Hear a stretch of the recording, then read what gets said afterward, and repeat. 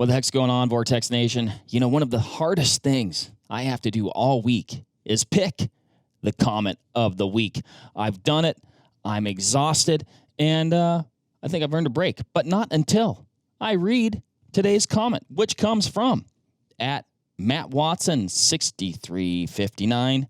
This is in relation to the podcast we did on the 5 non-SHTF guns. It was a group project and a heck of a lot of fun. You guys have inspired me. At my personal range, we have 12 by 6-inch targets for guys to verify deer rifles so they can see their effective range. I will now be fabbing a chicken target painted with the Vortex emblem to place at 500 meters. This will be the new benchmark stamp of approval. Thanks for all the great podcasts, some of the greatest stuff I listen to through the week. Wow, we appreciate the kind words, and we are super pumped for you and the folks that you shoot with to be able to chicken-proof their rifles as well. I tell you what, there's not like you said, there's not a benchmark for accuracy that I think equals it. And boy, you guys are going to reap the rewards and see the results. And speaking of results, without further ado, let's start the show. It's a pretty remarkably efficient case, which comes back to its very low recoil. As Reuben had mentioned earlier, its ease of suppression. As long as I'm above kind of my performance threshold, I'm probably going to give the nod to the cartridge that I'm going to shoot more, that's going to be more comfortable to shoot and more economical than going for that 15% performance increase and never using it.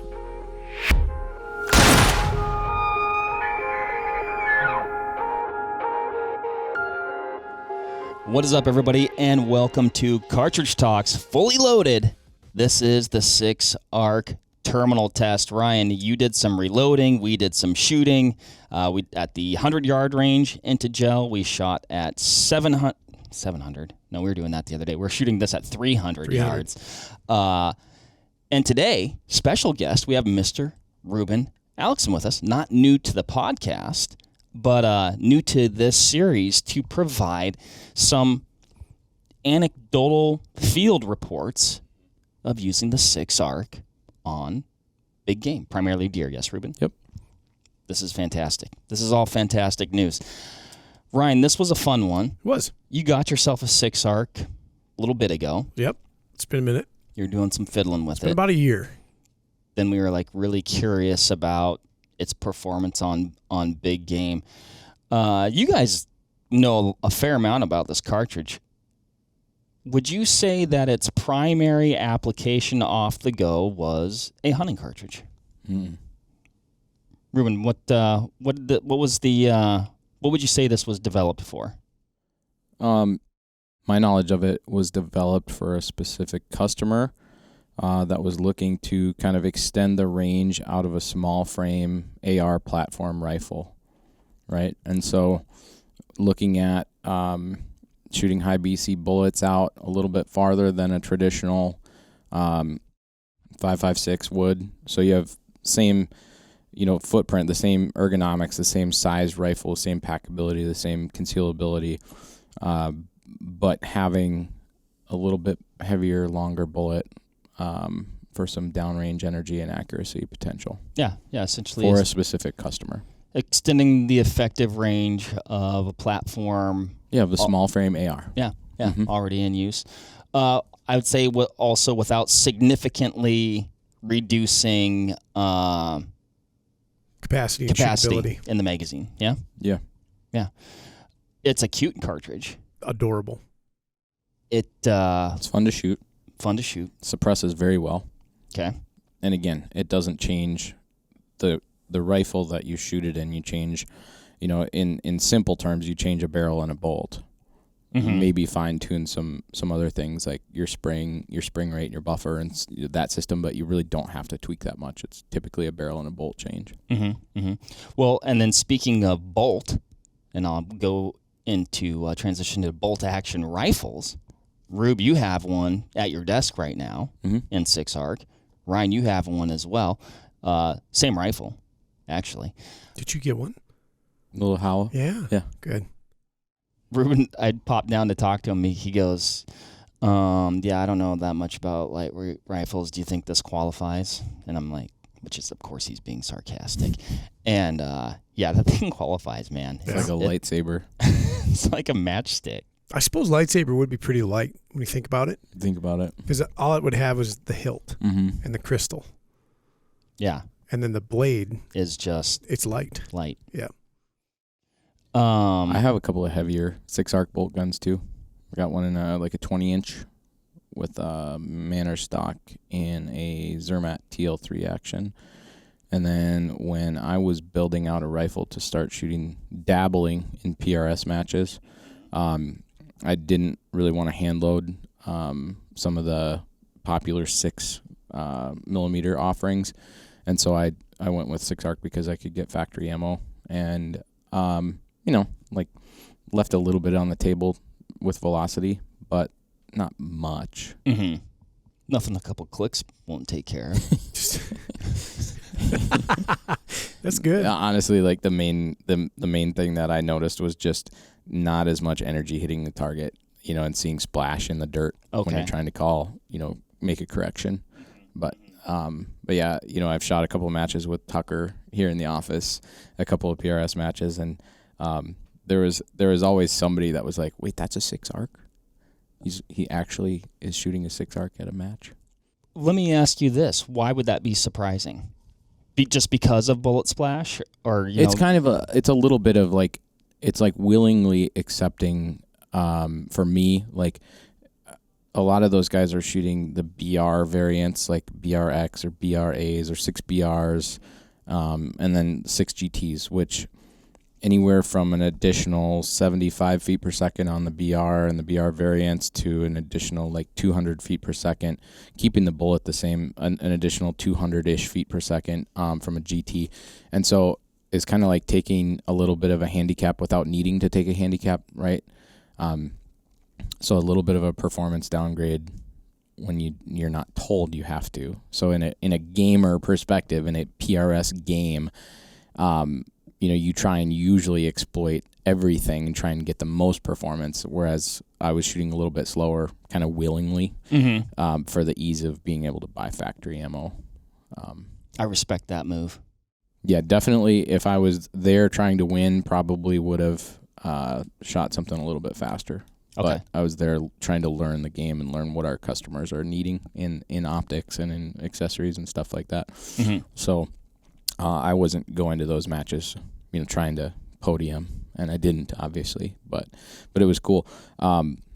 In a rifle that was 24 pounds-ish, it doesn't really move when you shoot.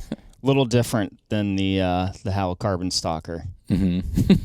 Yeah, a little bit. Yeah. You should go with that one next time. Even that, 5 Howe carbon stalkers. That gun, carbon stalker, has appreciably the same recoil as like a 223. Mm-hmm. It's actually hilarious how little it recoils. When you suppress it, you watch your impacts on paper at 100. Yeah. So what's kind of cool about that, and I'm not in the ammo world, I'm not like a ballistician, so I'm not the be all end all, but you'll take a look at it. But I look at it from like, what was that cartridge developed for? And it was kind of developed to shoot in like under 18-inch barrels. Mm-hmm. And so when you go and when you throw it in a 20-inch barrel or a 22-inch barrel or something like that, you're not getting a lot of unburnt powder. That's basically creating a bunch of flash. Mm-hmm. So when you suppress it, you don't get the same amount of pop as you would if you were shooting something that was designed to be shot in like a 24, 26-inch barrel. So gotcha. I've just found it suppresses really well. Yeah, for sure. Bullet weights. What are we seeing there, Ryan? We shot probably for one of these projects. Well, I know we did. Like the largest variety of bullets. Yeah. This kind of goes back to why I picked the 6-arc when we were talking about that rifle in the first place, with an alternative on the table like 6.5 Grendel. Mm-hmm. And if we look at the cartridge for big game hunting, I'm kind of jumping ahead a little bit. Yeah, because I want to get there, because I want to get to what we were comparing it to as well. Then I'm gonna hold off. I'm gonna just talk about those bullet weights you asked about. We can do it all. This is a very natural conversation. 80 to, on the match side of things, like 108. Yeah. And they go lighter. You can get in the 6mm pallet. You can go down to 55 grains pretty quick. Not, as a factory loaded option, I'm unaware of any 55 grain stuff, but 55 grain to 108 is probably going to be your sweet spot. There's a couple of eclectic offerings that'll bring you a little over 108, but probably not best suited in this case. Mm-hmm. Yeah. Mm-hmm. Now, when we were initially conducting the experiment. Spearmint. I like that better. That's shorthand. Spearmint. We were looking at the 243 to contrast it. Yep. The 243, many factory loadings. You can find a lot of factory loadings for the 243. At least at press time. And I think we might see this change over time. Maybe not. Going back to a little bit of the versatility of the cartridge and people discovering its versatility, I think we might see more factory loadings. But at press time, Ryan, how many were there that you would say... Hunting bullets? At least branded hunting, yes. 1. So we had that one. Yep. And that is Hornady's ELDX loading. Correct. That is a 103? Yeah, yep. 103. You hand-loaded a few different offerings. Indeed. So we could compare and contrast. What were the bullets that we worked with there? 80 grain Barnes TTSX, 90 grain AccuBond, 90 grain tipped Game King, TGK, also known as a Game Changer. I don't know what they've settled on. Okay. Yeah, and then the 95 grain Barnes LRX. Mm-hmm. Yep. Mm-hmm. On the table, if you're watching on YouTube, this is the 95 grain LRX. Yep. So the bottom one is a 100-yard impact. The top one might be a little bit harder to see, but that is a 300-yard impact. We started with this one first, Ryan, because it was the easiest to get to on the giant rack of heavy, I understand. awkward I was wondering gels. How you went ahead and picked. It was a hierarchy of convenience. I understand. And it will, as we move through this process, it will continue to be. Did quite well. Yeah, it actually kind of exceeded my expectations.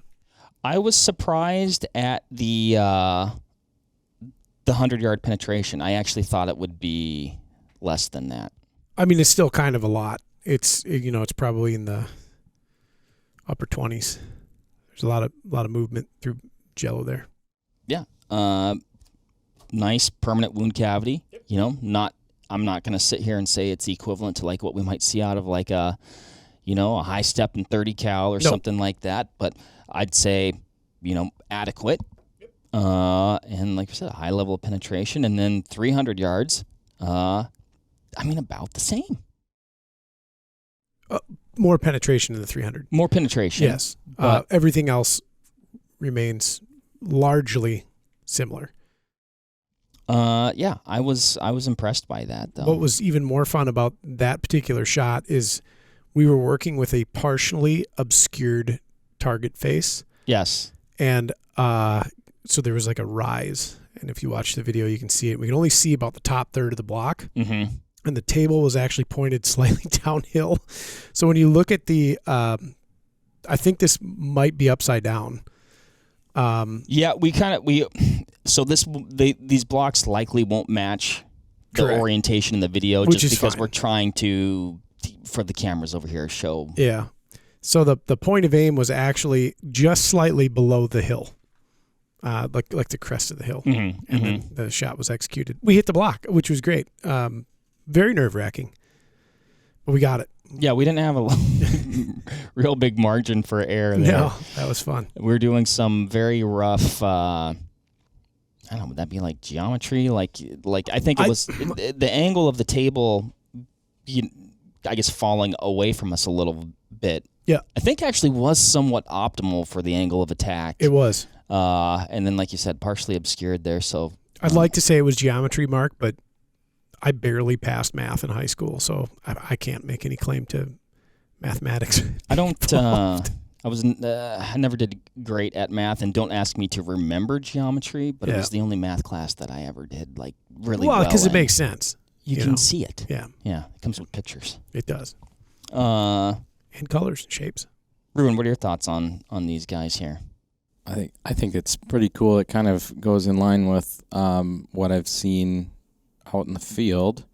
I didn't shoot that particular bullet, but that amount of penetration. Ryan, do you recall the velocity that you were getting out of that? Those had a launch of 2880. Spicy. It is.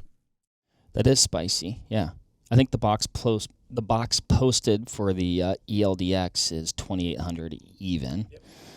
But again, we talked about that in the video because it's optimized to work in the AR platform, and then also you can put it in a bolt gun. The long and short of this test is, I believe personally that the cartridge in its commercial offerings, because there's far more gas guns built in it, is designed around that platform. In a bolt gun, you unlock a completely different level of performance.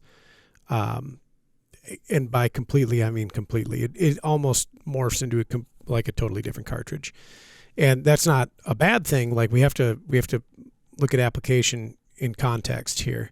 If I have a 13.7 inch gas gun, like I think that was the spec for that customer, 13.7 or 14.5. I believe so. Okay, so very compact platform, nonetheless. Within the defined operational parameters, the cartridge does famously well. And if you ever get a chance to shoot any kind of short-barreled rifle, like a standard M4 with a 14.5 or 13.7, they seam and drive very anemically. When you put this cartridge in that platform, it becomes a totally different animal. And then when you take this cartridge and you put it in a bolt gun and you take some concessions to hand load it, it becomes an absolutely different animal. So factory stuff at current is I think loaded to satiate the demand for the far more popular gas gun offerings. And that it should be anticipated that the muzzle velocities observed are. Yeah, and there's a few other things too. They do need to load it to the magazine length. Yep. Right, so it's made to go in a gas gun magazine, so you're probably not really going to see too many, if any, factory offerings that exceed the cartridge overall length that fit in to that exceed a gas gun magazine, like a AR magazine.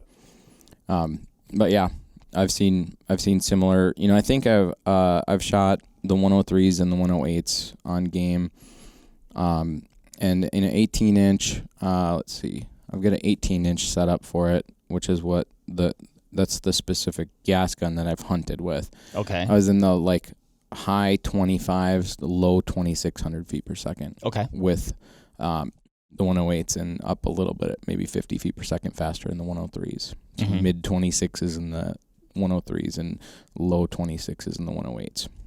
Gotcha.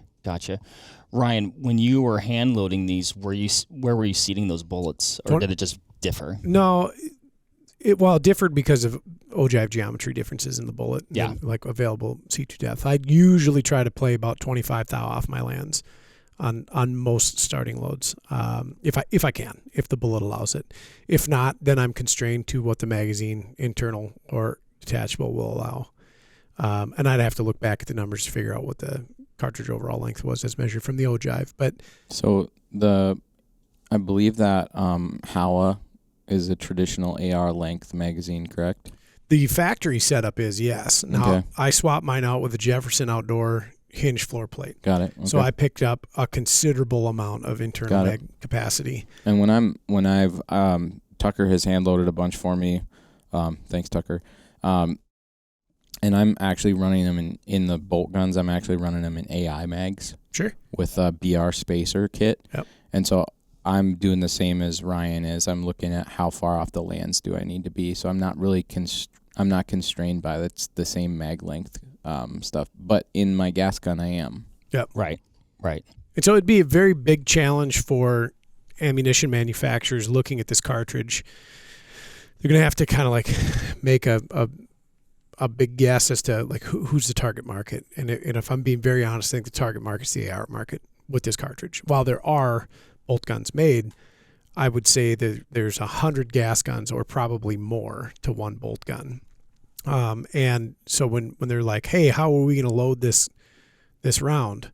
Are we going to make 2 SKUs, one for bolt, one for gas? Like what kind of? I think they probably do have to kind of stick to those SAMI specs that when the cartridge was submitted, before it was available to the public, it was made for that specific user who was using it in a gas gun. So you're probably, I'm guessing, aside from maybe some custom cartridge companies, you're probably mostly going to see the factory offerings just be loaded a little bit. I don't want to say anemic, but when you put it in a bolt gun, it might not be to the max potential of the whole cartridge. Sure. Yeah. Very cool. I don't know if we have a tape here or not. I was going to quick tape these out. So we'll let Mark measure it, and then we'll see what the old iPhone tape measure, how it compares. We'll see if I have enough leash. I'm going Over the Top. That's a good movie. You ever see that movie, Ryan? Over the Top? Yep. No. I was going to say 38.5. Try the bottom one. I don't know. I don't have enough tape here. Well, the bottom one has less. Oh, wait. Never mind. Okay. I got them mixed up. Where did it go?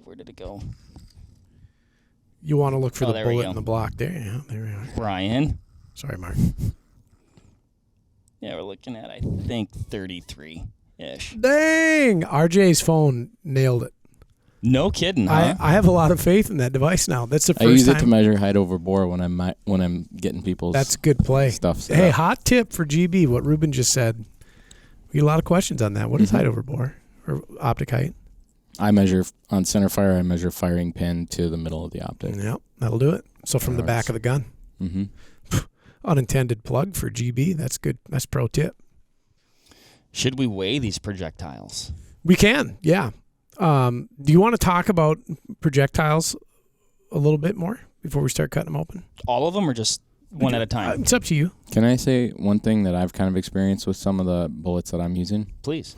So I've shot whitetails with 6 Creedmoor before, and typically, like in my setups, probably looking at realistically 400 feet per second faster using the 103s or the 108s. Okay. And I'm not advocating anybody like use the specific setup I have. I'm just saying what I've used and what I've seen, right? Mm-hmm. And I've typically seen more kind of bullet separation come, at that 3,000 to 3,050 feet per second. And I've yet to see either of those bullets come apart in big game at that, under 2,700 feet per second. Sure. I think what Rubes is getting at is there might be a sweet spot for those types of bullets. Agreed. Yeah. And so we did test the one factory load, and I don't want to, I think we talked about this in the video.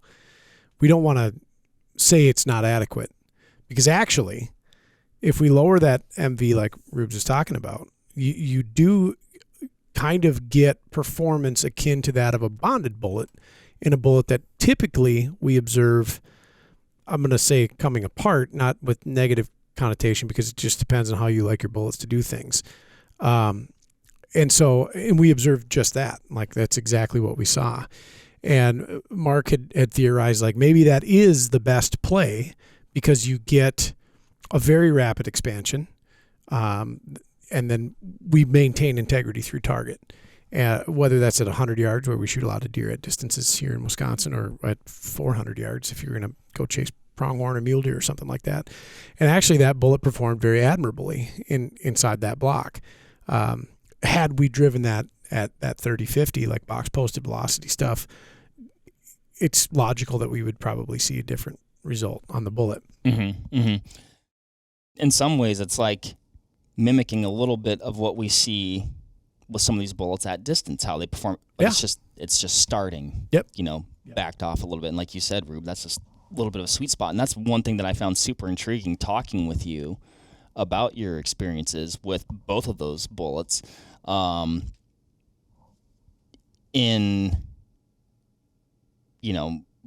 being driven at those velocities. It makes you think about bullets, all kinds of bullets, mm-hmm. and what velocities they like to be pushed at. Please don't shift my mind that more velocity is not better. The right bullet at the right velocity is better. Mm-hmm. You're right. Yes. So this bullet, Ryan, why don't we talk about? So this is the 95 grain Barnes LRX. Correct. Again, just bottom block, 100 yards, top block, 300 yards. We talked about the penetration. Both opened up famously. And, yeah, I'd say at those ranges, you're going to find that deer if you hit them in the right spot. Yes. It's probably more bullet than a cartridge like this needs, and it was more of a curiosity for me to see what it would yield. What I really enjoyed about it is this bullet happened to shoot the best out of the entire lot that we tested from an accuracy. Okay. Accuracy standpoint. And if you've ever listened to this podcast before, I'm a absolute champion of Barnes bullets and their performances. Why I would pick this bullet, and spoiler, I'm hunting this bullet this fall in this gun, in this chambering, is you just don't often get that perfect broadside shot. It doesn't always happen. And sometimes it is the opportunity that you'll have. And if I'm going to take any cartridge, marginal, which I think the 6 arc is for big game, or not, 300 Win Mag for contrast, if I have one angle of opportunity on a hunt, my expectation is I can get to the good stuff from really whatever that angle is. So a bullet like this is designed to do that. It's not just your first shot either. I mean, follow-up shots. Yep. Like you know, I feel like a lot of times, if you had to really generalize it, your first shot's probably the one. And there's always going to be the case where it's not, but your first shot might be the one where you're the most calm, cool, collected, prepared, rest, stable, all the things, right? The animal's in the position that you're waiting until for. maybe you're waiting for it to get into that position where you want to take the shot, and you take the shot and something that you don't anticipate happens. Maybe there's a super stiff crosswind that you weren't able to see the mirage from, or something like that, or that follow-up shot, that penetration is even probably more important than it is on your first shot, because you might not get that perfect broadside shot. Mm-hmm. Yeah, and even with those broadside shots, like you'll find shooters have habits. So I have a habit intentionally of shooting structure. My theory behind that is they can't run if they don't have running gear. So I will often seek a scapula or a humerus bone and break it on purpose. And if you're going to play that way, you have to have a bullet that's going to accommodate it. Knowing that if I fall back into the heart and lungs, it's also going to be dead too, right? So, would I attempt that shot with a bullet of lesser integrity? And I want to be careful with that. A bullet of different design that is not designed to have, near 100% weight retention. Its mass. Yeah, right. Short answer is no, because I've had bad experiences with that on the shoulder. So this was pretty interesting. It's a very, very tough bullet. The LRX is pretty special, though. They're designed to expand at a lower velocity threshold than the TTSX, and it kind of shows. You can go online and you can watch all kinds of videos or read all kinds of reports. And Ryan, do you know that your impact velocity on the 300-yard target? I could math it out if you'd like. I'm just curious, because if you're at 28 and change, what was it? 2880 on the muzzle. So your 300-yard velocity is somewhere in the probably 26s or 25s? Oh, I could only guess. The ye old system. Yeah, I'm just curious because you do have more penetration, right? Yep. And there's that kind of somewhat, maybe I wouldn't even say controversial, but there's this kind of somewhat inverse thinking where less velocity may, decrease. It'll decrease resistance, maybe giving you more penetration. 2280 on the block is what it tells me. Okay. Which is neat. Mark, you want one removed? You said 2880? Yep. What was the 2280 on the 300. Oh, 2280. Yeah, let's pull them out. That one ought to be pretty easy. This is the 300 yard. Gosh, just like in the movies. every time I do that, it makes me feel like a surgeon. There you are, Marco. Why do we move this? So that the camera can see the scale. Oh. All right, are you ready? I'm going to guess 94.1. Rube? Not sure. Started at 95? Doesn't look like it's lost a lot. I want to. 94.1. I'm going to say Rubes, as a fellow Minnesotan, 94.1. 94.5. Sounds like a radio station. It is 94.1. The loon. Reuben, can you please read the scale? 94.5. You know what I hope happens to you, Boardman? What, do you have some sort of philosophical opposition to me being correct? We'll save it for the end of the show. I'm a good predictor. So that looks like every other Barnes kind of that we've ever shot into Jello. It does its thing and peels back beautifully. Golly. I mean, not a crazy, it's a 6 millimeter. It's not a crazy frontal diameter, but still greater than 1.5 times diameter. I don't have the dial caliper on me to put the measurement to it, but remember with these things, they're wider when they're deploying than they are when they're deployed. So at some point, if we could ever stretch one of those pedals out and I could give you an idea of what it looks like at full diameter expansion, the fourth wall has been breached and a caliper has magically shown up. So that's like 33. So say between 410 and 430 at the widest, 425 at the widest. So 42 caliber while it's running through. Pretty cool. Yep. And, aside from the Delrin or whatever polymer tip that they use, everything else is there. I think that's the only thing it lost. Yeah. Let's grab that other one. That one's going to be a little bit more of a fishing exercise, Mark. I think it would behoove us. You can get it. It would behoove us to take it from the top. Oh, full excise. Mark, go ahead and wager your guess. 94.8. Go ahead. What's impact velocity on that one? Let's do a little bit of 2675. Mark, go ahead, throw it on the scale. You know what? Can I change my answer? What's your guess? 94.7. 94.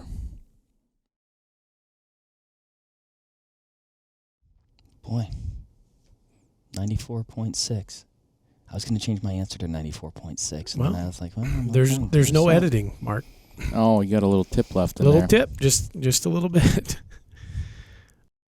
485. A little bit more expansion. Mm-hmm. Stands to reason, as they say.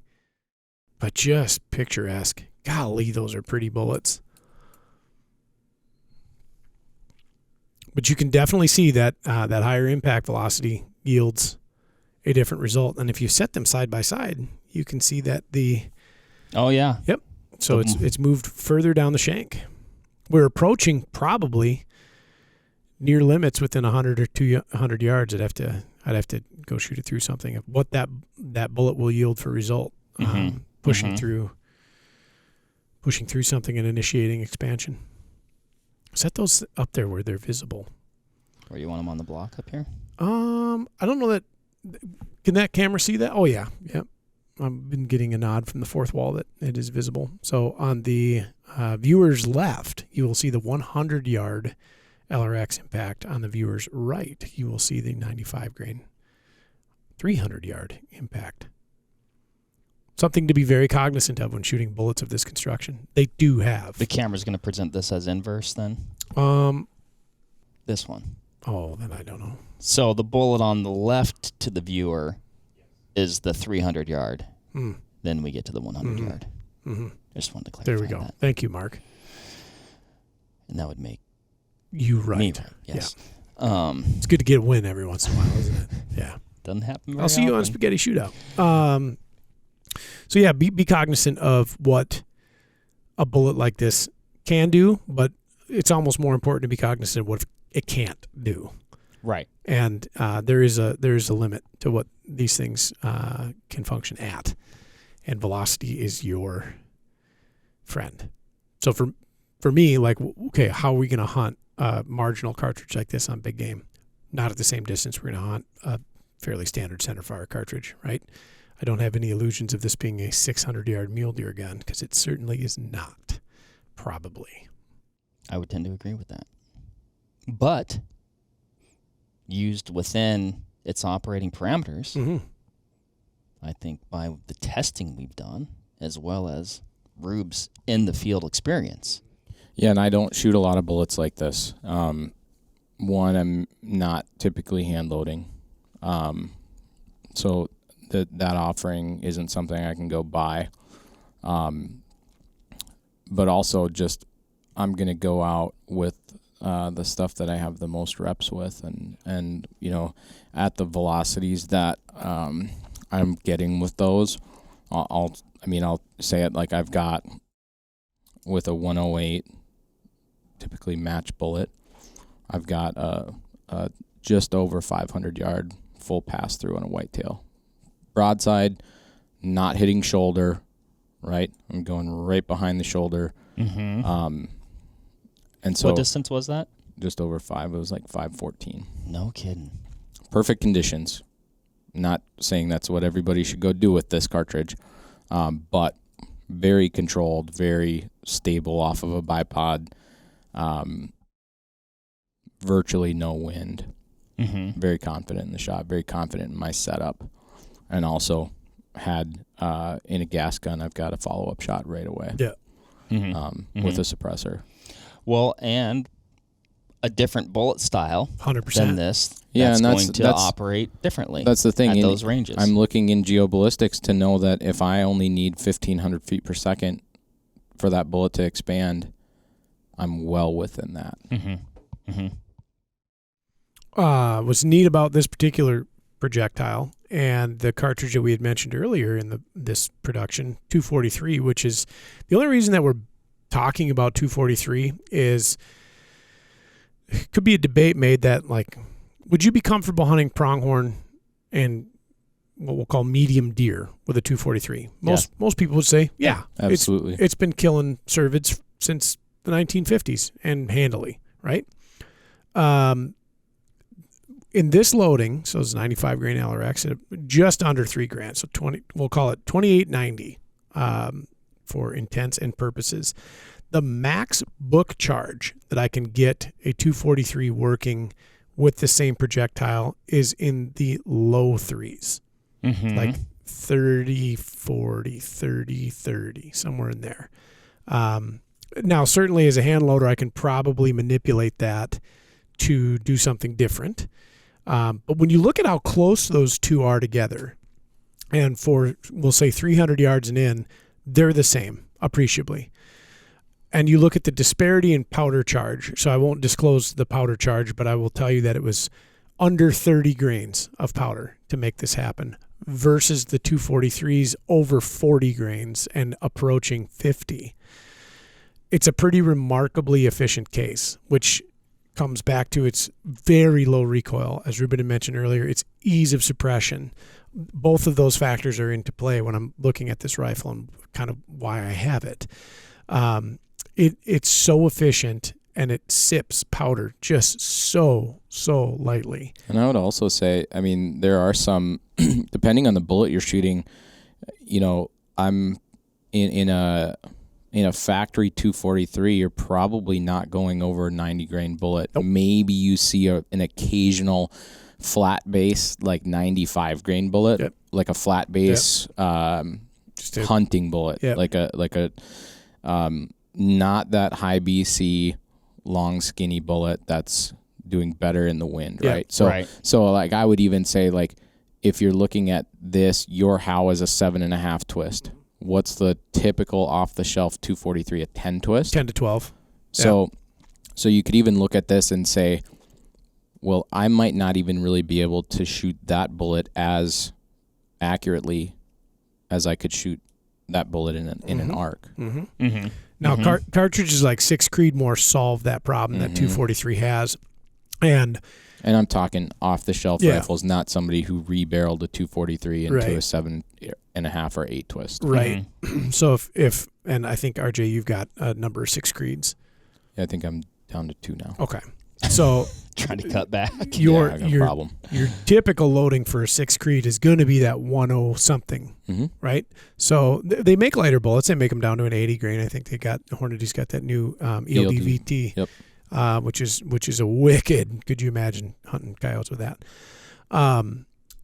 That case geometry is different enough from the 243 to allow facilitation of feeding, magazine function with that heavier, longer bullet, and drive them at appropriate speeds. You're giving up nothing in a 6 Creedmoor over a 243, despite the 243's higher powder capacity when you start shooting something like a 103, 105, 108, 110 even, if you are loading like a longer match profile bullet. And then the 6 Creedmoors are going to come with a twist rate that's going to accommodate that better. But even at that, I think the 108 factory MV is 30-50. Correct? In a Creedmoor? Yeah. Yeah, I believe so. Okay. So right in that pocket. And then you're at the threshold of what a bullet that length, that weight can be driven in a cartridge of that class. And you really got to kind of get creative to try to breach that velocity band in a 6mm. You can go with something super eclectic like a 6.06 or a 240 Weatherby, and you could probably get there pretty handily. But wow, that's a cool bullet. I will have infield reports hopefully by October 16th. Yeah, I got a box of them. I'm actually really curious about some hand loads in that Howa, and then I've also got that Zermatt with a 20-inch. Or it's actually a 22-inch, I believe, in a 6 arc. Yeah, it was such because that rifle shoots. It's going to be 3 pounds at least heavier than that Howa. Yeah. So maybe a little different purpose, but that rifle shoots absolute dimes. Yep. And it's super consistent. No. It'll be fun. It'll be a fun thing to pull triggers on with. Should we swap out some gel blocks here? Next block. And we're back. Just like that. The gels have been magically swapped with just a little bit of effort. Big shout out to our production crew. MC Ryan. Yeah. On the table, we have the 90 grain tipped Game King. This is a cool bullet that I don't think gets enough fanfare. I think it's talked about a lot in circles of people who I would consider in the know. Okay. Yep. Is that? Well, so here's my thing. I don't see, like through GB, for instance, we get a peek behind the curtain. Like what people are using. Yeah. We get to make custom turrets now, and so we get a sampling of bullets that folks are using on the regular, and it's unusual that I would see a Sierra hunting bullet. Now, what's interesting to me is if we look at the long-range match shooting, the Sierra Match King is one of the most famous bullets of all time. Mm-hmm. And very specifically the 168 grain SMK, the 175 grain SMK, the 77 grain SMK. 190s, 220s. Yeah. And, like 300 blackout. Like the bullet. Yeah, and Win Mag. And, yeah. And so the tipped Game King is a modernized version of the extraordinarily famous, although you might not know it, regular Game King pointed soft point or soft point projectile. Yeah. A lot of your factory ammunition out and about, depending on who you buy your factory loads from, will have a Sierra Game King in there as their soft point option. And a lot of deer have been killed by it. So the TGK is, again, that modernized profile. So we've got a very, very bright green tip. It's a sexy bullet when you look at it. It's got green on it. Mm-hmm. Some bullets have blue on them. Some bullets have red on them. Some bullets have white on them. This bullet has green on them. Really good looking projectile.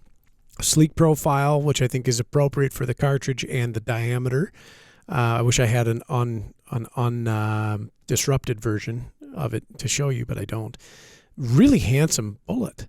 And I'd speculated that this would be kind of a Goldilocks projectile in this offering, in this chambering and loading. And the reason I say that, it offers a little more integrity than, say, like an ELDX would, but not as much integrity as an ABLR, an AB, or a Barnes. Certainly less than a Barnes. And so again, when we talk about limitations of projectile, understand that the Barnes is not going to be the bullet to pick if there's going to be a lot of distance between you and subject, because it's just going to fail to operate. It's not going to deploy. Where that ELDX or ELD that Reuben was shooting, nearly guaranteed to function at those distances because of design. The AB, a little bit tougher. You're going to start flirting with needing that minimum velocity achievement, and the TGK kind of landing right between the ELDX and that AB. Sure. And I think a really all-around smart projectile. And shooting it, this one was second on the list for what I'll call tunability or observed accuracy. It shot famously 2,900 nominal velocity. It was a little over. I think it was 2,915 on the MV. And on that too, so I'm going to call myself a fairly lazy hand loader in that the version of me 15 years ago, if I would get a new cartridge or if I wanted to work up a new load, I'd go into my load manual of whoever's bullet construction, and I would look at the vast array of powder that was tested, and I would go get almost all of them. And at a time, that was back when you could buy Varget for like $16 a pound. Those days are unfortunately gone. I've gotten to the point now where it's like, okay, I'm tailoring back the powder that I have on hand, or at least trying to. I'm trying to get down to like 4 powders for everything that I do, maybe 5 or 6, but 4. And I think that with this little case, if I was seeking velocity, there's definitely a better powder to use. If I was, than what I did use. I used XBR in all of them. And, you know, it's kind of a middle of the road, faster powder. If I'm going to push these heavier bullets, I'm going to go to kind of a more higher energy, slower burn powder. But it performed admirably. 2915, we'll just call it, for an MV with a pretty impressive BC. That's fast out of an arc. Yeah. Yeah. Oh, yeah. Or a 90 grainer. That's fast. It's moving. And I think I could have got it quicker if I wanted it. Right. Yeah. I didn't, though. The powders that I would have used to simply generate velocity, I would have left on the table because I don't like their temp stability. So, right. Yeah. This is keen. This is a cool load. Yeah. Yeah, like you said, I think that's a bullet that likely doesn't get enough credit. I don't think it does. About enough. I got turned on to this one in a small format 6 by my buddy Jordan, who built himself a Winchester Model 70 featherweight. So like modern Model 70 featherweight in 6 GT. Oh. Which was really cool. And he had tested a huge pile of 6mm bullets out there to include everything that we tested. And he landed on the TGK, took it out and did a number on a pile of mule deer with him. And at some extended distances too. And he was very, very pleased with how they shot, number one, but number two, how they performed on game. And so I was eager to give this one a go and was very impressed by what this bullet offered. Penetration-wise, we're looking at approximately 18 inches Yep. at 100 yards and Yep. approximately 27 Yep. at 3. I'd say, as expected, permanent wound cavity, a little bit of material loss along the way. Yep. By design. By design. Yep. Right? So, overall, no flies on that. No, I think this would kill handily. It's a good bullet. Rube, thoughts before we cut them out? Looks good. Rube says it looks good. Would shoot with it. Would hunt with it. Can confirm. Mm-hmm. I'm going to be a little more careful on this so I don't remove any material because otherwise Mark will get all kinds of mad. Easy. I'm grabbing at the shank, Mark. I was watching the process the whole way. That was. Thank you for your oversight on on the activity. We got to make sure we get the bits and pieces out. So fired weight was 90 grains. This is the best part of this show. You got to guess. You can just throwing that thing on there. What's your guess, Mark? I'm going to say 75. 80. Nope, 80. I'll go 78. I'm going to go with 68.6. I can't see this. 81.4. No kidding. Well, by George, good on you, Sierra. That's a fair amount of retained mass.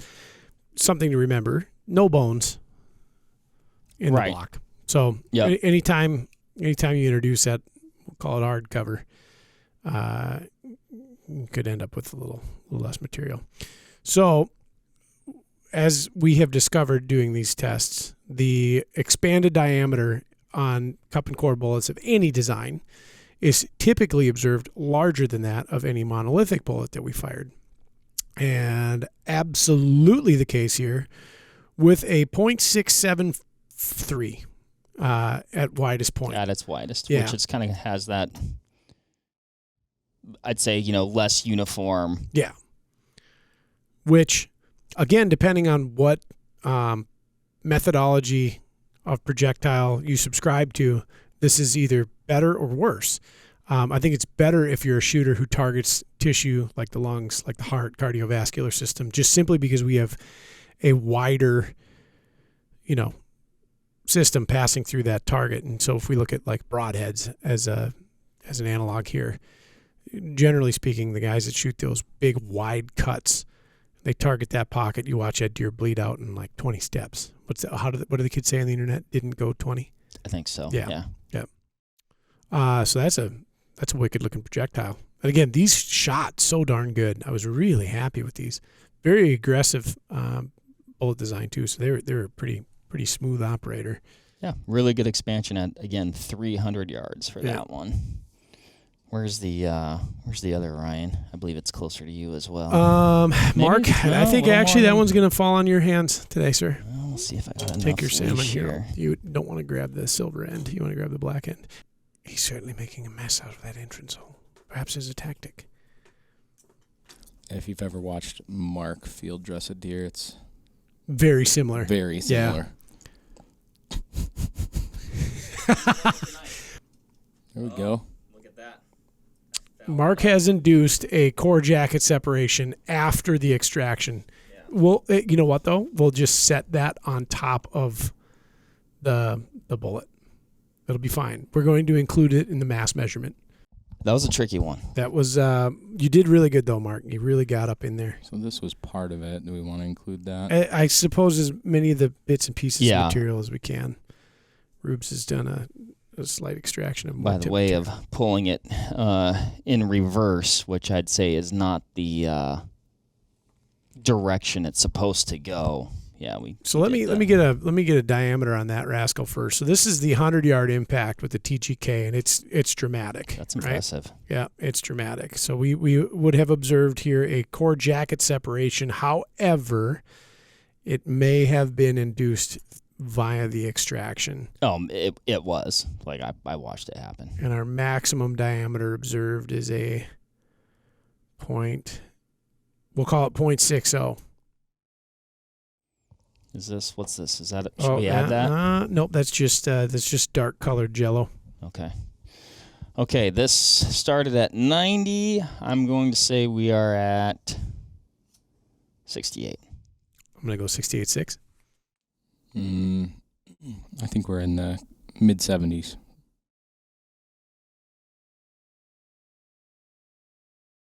77. That's about mid 70s, Rubes. Well, it was interesting, too, because this little stuff that I dropped in there was 0.8. Really? Mm-hmm. Let's see. Oh, wow. That was with a bullet. So, I would say that performed predictably. This is not a surprise. This is not a bonded bullet. Mm-hmm. So, that that jacket is swaged around that core. Thus, we have two pieces. The wound channel on this one's pretty fantastic, especially on the 100-yard impact. It is. It's again, if you're a shooter who targets the heart lung, that would be pretty special. Yeah. Performed predictably as intended. Yep. I'd certainly shoot a deer with it, no problem. Absolutely. Shall we pivot? All right. We shall. And we're back. We have two different bullets in gel. These are both 100-yard impacts. That's right. On the bottom, we have Hornady's ELDX.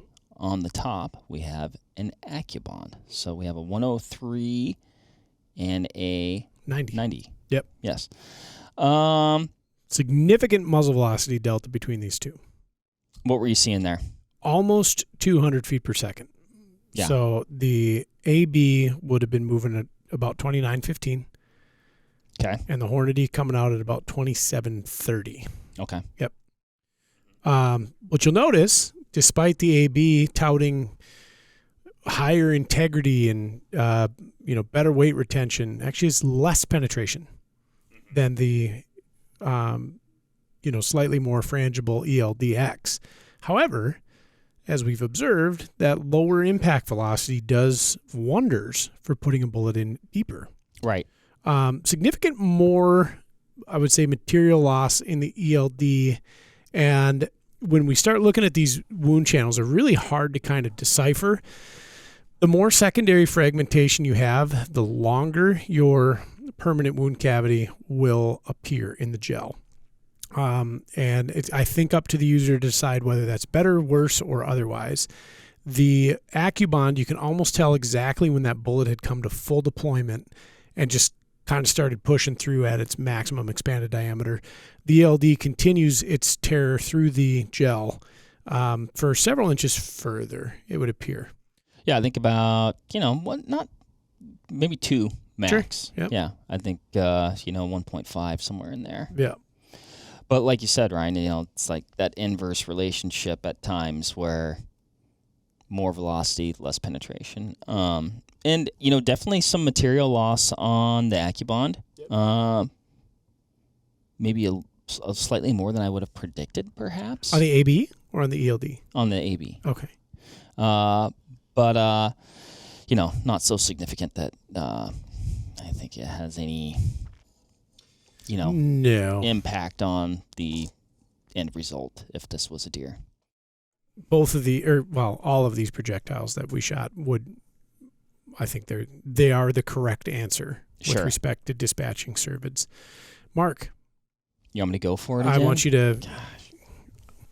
So, Rube's just extracted the 90 grain AccuBond, and it looks. You can see very little jacket material. It's just kind of. It's all wrapped up. Yep. So, here we have a truly bonded bullet. So you can't discern much jacket material, but it's as if it's inside out. Yeah, it's as if the bullet completely. Wow. Yeah. And there's a little bit of jacket material up front, but not a ton. The weight will be very interesting. It will. It will. Mark, you've done a fair amount of meat procurement with the AccuBond projectiles. Mm-hmm. I have both done the AccuBond and the ABLR. Yep, I have done some. I have not observed that. No, I have not seen that in any of the. Check it out. Yeah. Okay, started at 90. I'm going to say 65. I'm going to say 78.7. 72.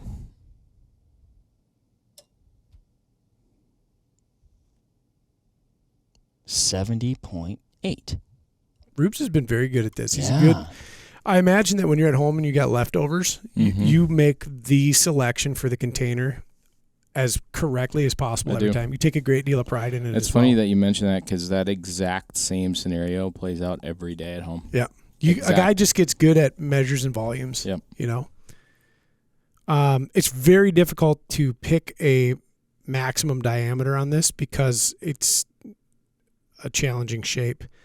I'm going to say that this looks like his face. Yeah. If you were to guess what part of the snake we're eating, what would you say it was?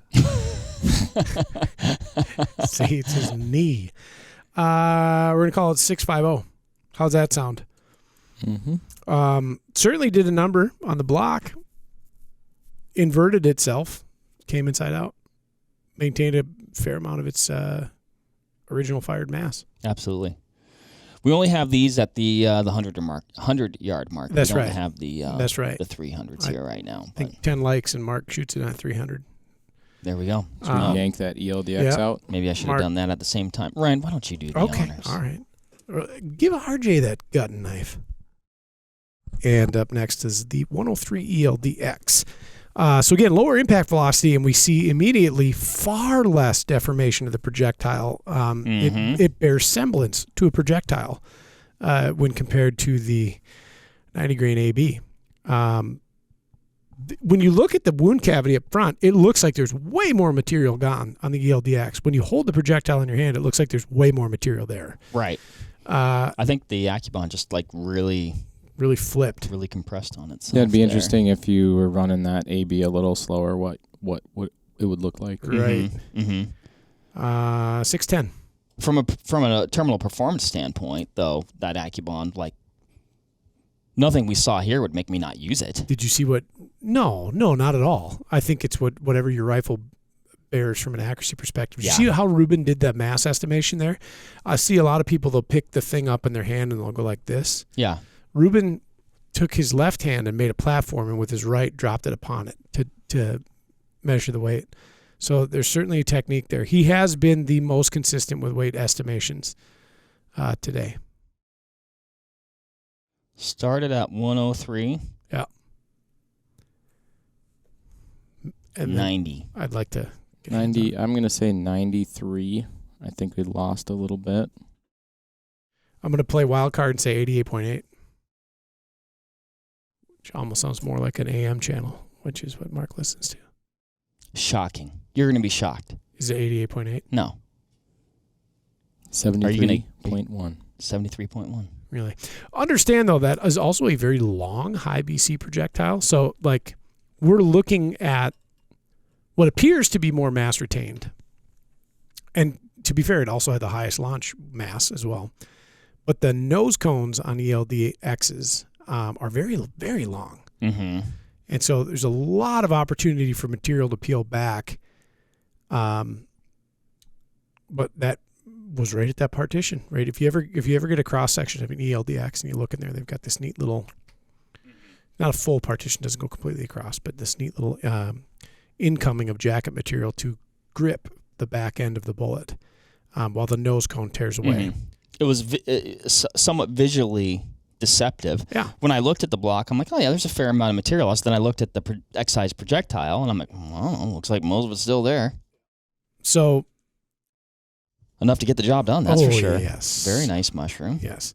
And again, this and that TGK kind of being that Goldilocks projectile probably for most shooters, and especially if you're somebody who's targeting a thoracic cavity. Could you imagine?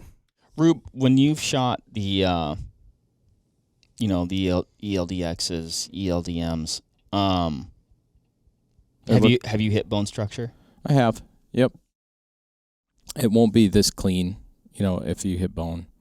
But it'll look like that if you're hitting mostly like the occasional, like a one rib, two ribs maybe.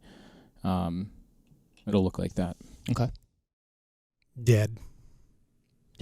Yep. And that is the off-shelf hunting round at this time. Right. Yes. And it shot very well. Mark and I were dinging steel to 600 with it. It shot very well. It was consistent ammo. It's just the slowest out of the gate, which, again, considering that bullet construction, is actually, I believe, advantageous. Right. Yes. For sure. The faster you go with it, the more delamination you're going to see. And depending on what school of thought you subscribe to, that's either bad or good. This is good, I think. Yeah, and that's a little bit of what Rube opened up with. Yeah.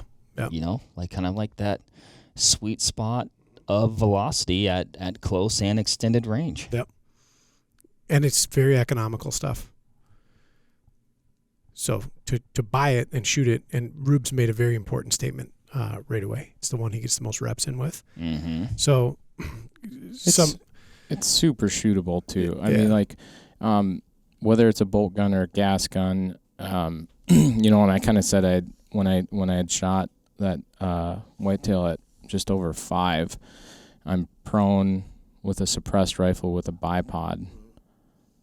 I mean, I'm confident that second round can be in the air as you're watching the impact Right. of the first. Right. Just because you're not pushing off target. It's not jumping so much. That second round can be in the air on its way. And in contrast, I was shooting my 300 Wisdom yesterday, Ryan, shooting some various loads, getting it sighted in. And I think there's, that's a lot of gun. It's 7.5 pounds total with scope, everything. And I was getting a little bit of fishtailing, like adjusting the bags. If I wasn't getting like a perfect shoulder connection there, like really snugging it up in there, the gun was moving on me a little bit more than I would like. So, and I do it to myself, but you're not going to get those things with a system like what Reuben's talking about. What's super cool about hunting with this and picking the right bullet for what you're doing is like when I just said like watching that impact, you're watching the impact on target. Yeah. You're not looking back to your buddy being like, did I hit it? Yeah, like, what happened? What happened? You're not trying to re-find it in the scope. You're watching that round go in, and you're like, yep, that was good. And this is something that we've talked about on the podcast a lot, and then I think a mantra that we preach here. And actually, just last night, a listener wrote in, Brad, if you're listening, thank you for writing in. He has an .6 in a lightweight rifle. Beats the tar out of him because .6 is kick. And he's debating going to a smaller format cartridge, in this case 6.5 Creedmoor, worried that he will have something left on the table with it.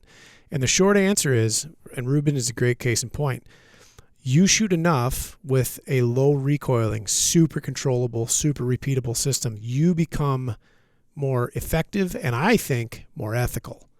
So to your point, you pull the trigger. If you observe a marginal hit, you have a very rapid follow-up. I'm just also a firm believer in like, yes, more performance is out there. You can go into the PRCs or into the Win Mags or into the short mags or into some, high step in cartridges. And like at the end of the day, if you said, all right, I've got this cartridge and I can afford, or I have time, or I enjoy, or I can put up with the recoil to shoot 100 rounds a year. Versus another cartridge that you're only going to shoot 30 rounds a year. Mm-hmm.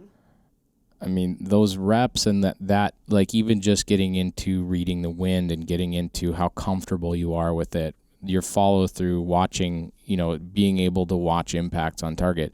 I'm going to say I'm probably going to, as long as I'm above kind of my performance threshold, I'm probably going to give the nod to the cartridge that I'm going to shoot more.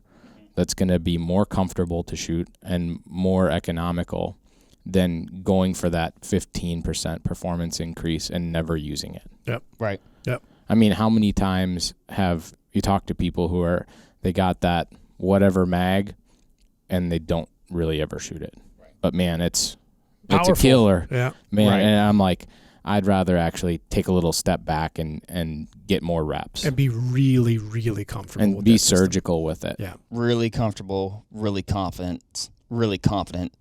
And I mean, that confidence is a killer. Yeah. It really is. Yeah, absolutely. You said surgical, and I was just about to do an analogy.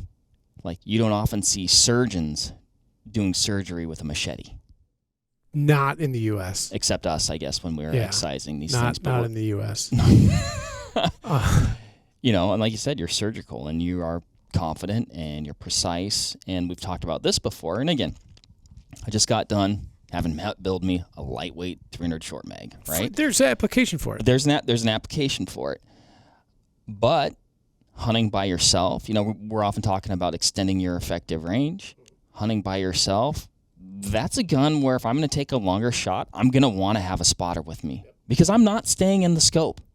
Yeah, I just talked to a good friend of mine over the weekend about picking a cartridge, and he's going, I think he's going to New Zealand. And, we're talking about, can this cartridge do it? Can this cartridge do it? Okay, you have some weight savings going to a short action versus going to a long action, maybe to shoot whatever, right? Going into all the different things. And you always run into the situation where, like, this is more than enough gun, but I also am buying this because someday I'm going to moose hunt or someday I'm going to elk hunt, right? And if that's the case, then maybe definitely buy enough gun for the thing where you're going to need it the most.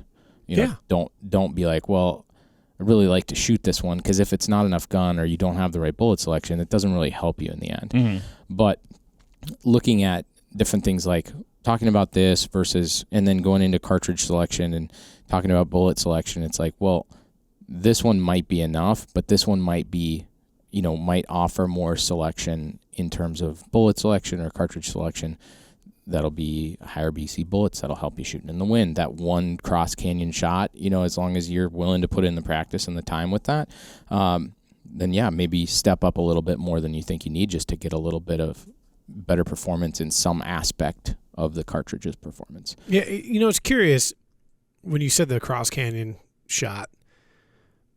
We're spoiled here because we get to do a lot of shooting. And Rubes, you're shooting on the road, you're shooting competitively. Like, it takes time, repetition, and concerted effort to understand what it takes from an ability perspective to take that cross canyon, switchy wind, long distance shot. And as you're explaining that, and I'm thinking there, it's like, well, yeah, I mean, that's why guys buy cartridges like 7 mag, 7 PRC, et cetera.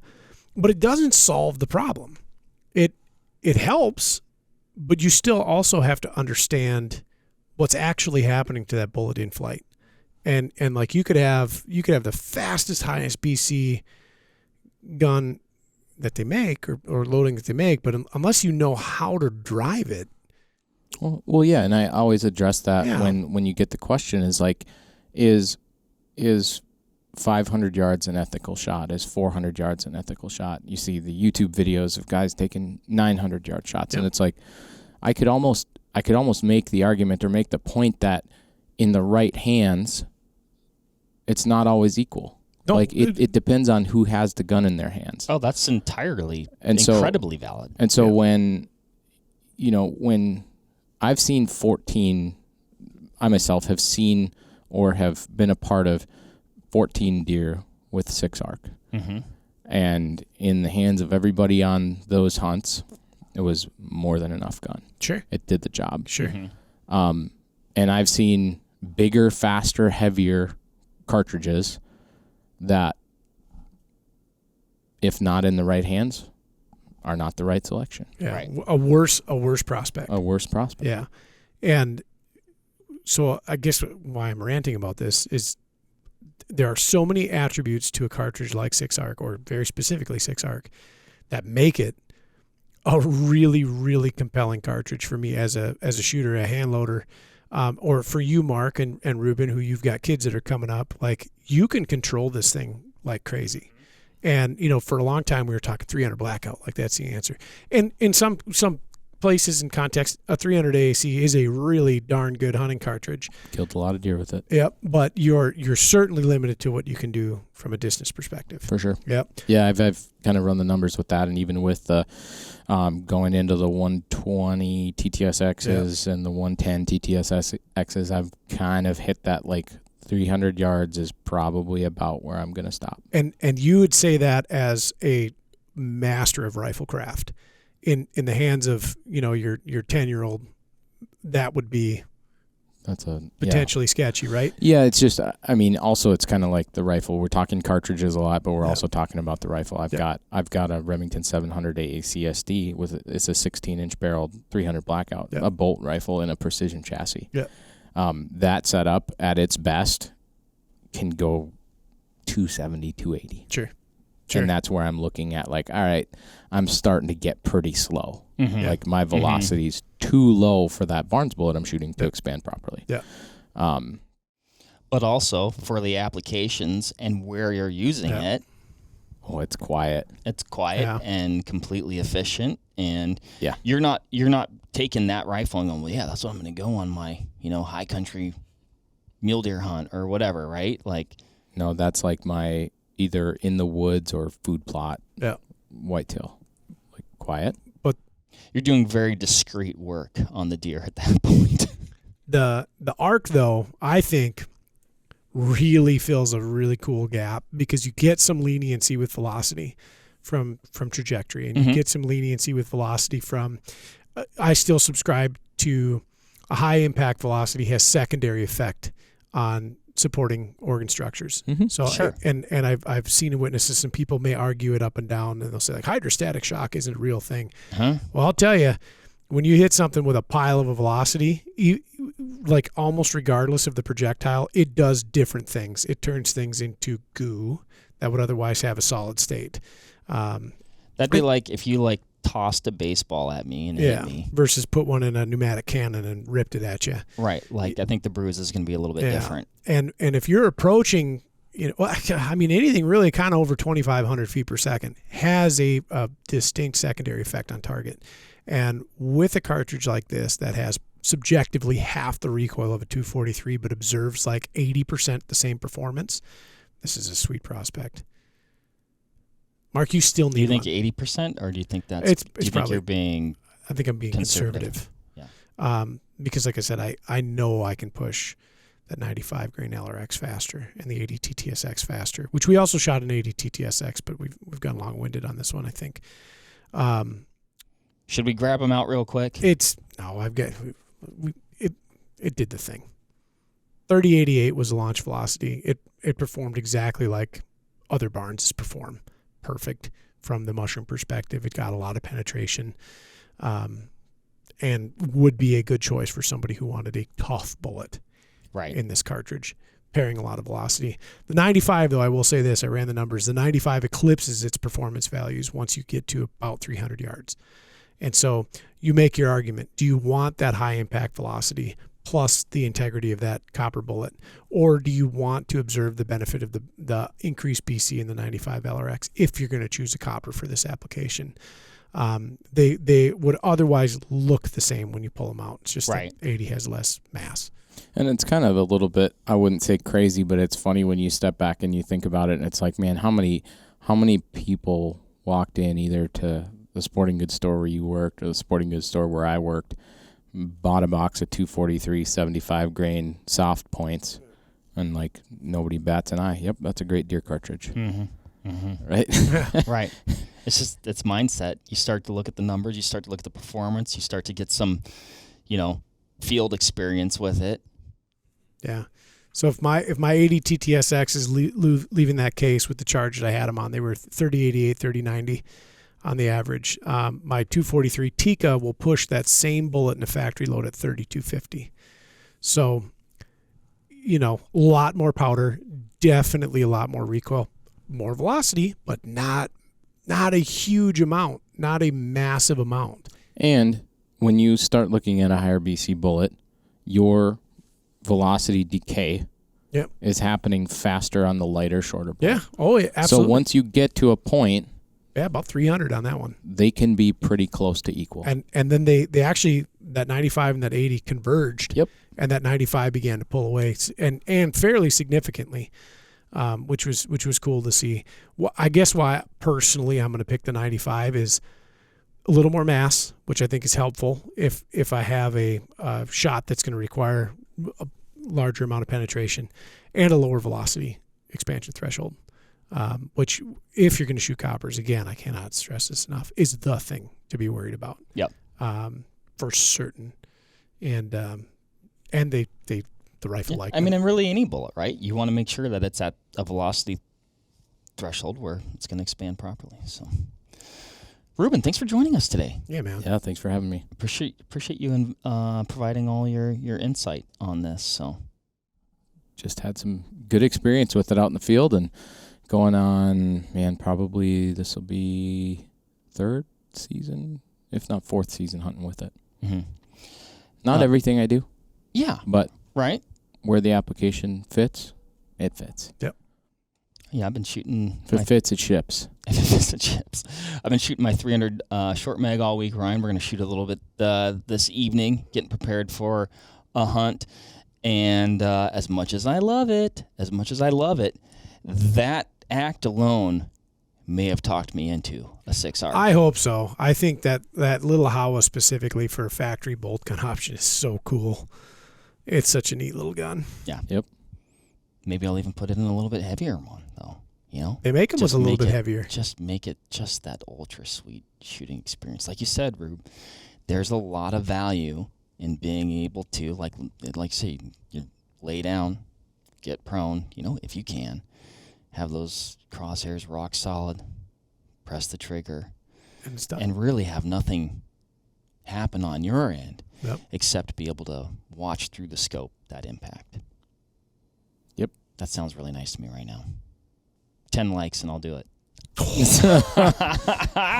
Oh, what have Can I I done? like it 10 times? I think so. We're going to create some burner accounts.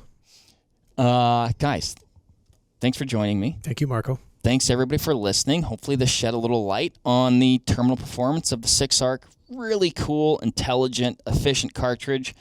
And bit of a deer killer. Get one. Get one. Yeah.